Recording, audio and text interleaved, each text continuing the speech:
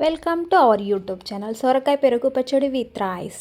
ఇలా మీకు ఎంత కావాలంటే అంత తీసుకొని తర్వాత పీల్ చేసిన తర్వాత ఒక ప్యాన్ మీద ఆయిల్ వేసి ఇలా ముక్కలుగా కట్ చేసుకున్న వాటికి అలా డీప్ ఫ్రై చేసుకున్న తర్వాత ఇంకొక సైడు ప్యాన్లో ఆయిల్ వేసి సాసులు, మెంతులు, పచ్చిశనగపప్పు, ఉద్దివేళ్ళు ఇవన్నీ వేసుకున్న తర్వాత మన ఒక్కరానికి ఎంత కావాలంటే పెరుగు క్వాంటిటీని చూసుకొని ఇలా డీప్ ఫ్రై చేసుకోవాలి.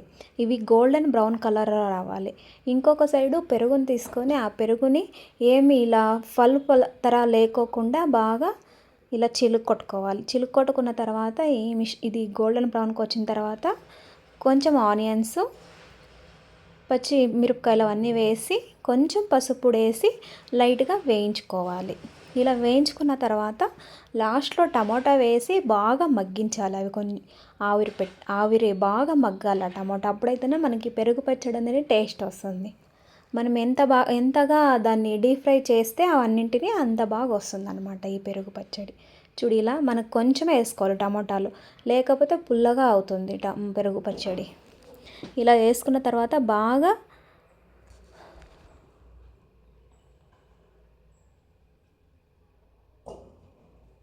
చూడండి ఇలా చేసుకున్న తర్వాత పచ్చి కొబ్బరి తీసుకొని మిక్సీ పట్టించి అందులో వేయించుకోవాలి. ఈ పచ్చి కొబ్బరి ఎందుకు వేసుకుంటారంటే పెరుగు కొద్దిగా ఉన్నప్పుడు జనం ఎక్కువ ఉంటే గిన పెరుగు గట్టి పడడానికి వేస్తారు.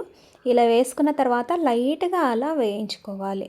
వేయించుకున్న తర్వాత ముందే చేసి పెట్టుకున్న ఆ పీసెస్, ఆ తర్వాత ఇది రెండు కలిపి బాగా సర్వ్ చేసుకోవాలి.